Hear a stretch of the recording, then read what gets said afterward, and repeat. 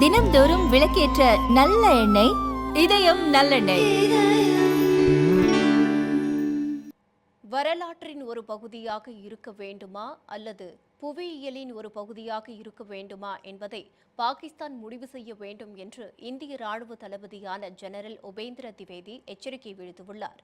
கடந்த ஆண்டு ஏப்ரல் 22ஆம் தேதி ஜம்மு காஷ்மீரின் பெஹல்காமில் பாகிஸ்தான் பயங்கரவாதிகள் நடத்திய தாக்குதலில் 26 அப்பாவி சுற்றுலா பயணிகள் கொல்லப்பட்டனர்.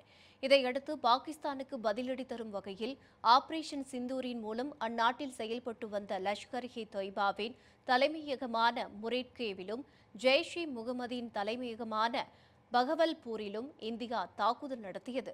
அதில் ஜெய்ஷ்-இ முகமதின் தலைவரான மசூத் அசாரின் குடும்பத்தைச் சேர்ந்த 10 பேர் உட்பட 100க்கும் அதிகமான பயங்கரவாதிகள் கொல்லப்பட்டனர்.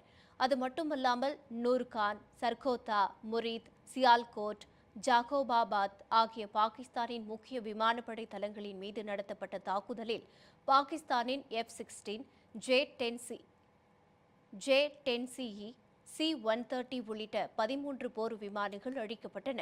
இந்நிலையில் ஆபரேஷன் சிந்தூர் குறித்து டில்லியில் உள்ள மானெக்ஷா சென்டரில் நடந்த நிகழ்ச்சியில் கலந்து கொண்டு பேசிய உபேந்திர திவேதி, இந்தியாவுக்கு எதிராக செயல்படும் பாகிஸ்தானிய பயங்கரவாதிகளை அந்நாடு ஊக்குவிப்பதை நிறுத்திக் கொள்ள வேண்டும். அப்படி இல்லை என்றால் வரலாற்றின் ஒரு பகுதியாக இருக்க வேண்டுமா அல்லது புவியியலின் ஒரு பகுதியாக இருக்க வேண்டுமா என்பதை பாகிஸ்தான் தான் முடிவு செய்ய வேண்டும் என்று கடுமையாக எச்சரித்துள்ளார்.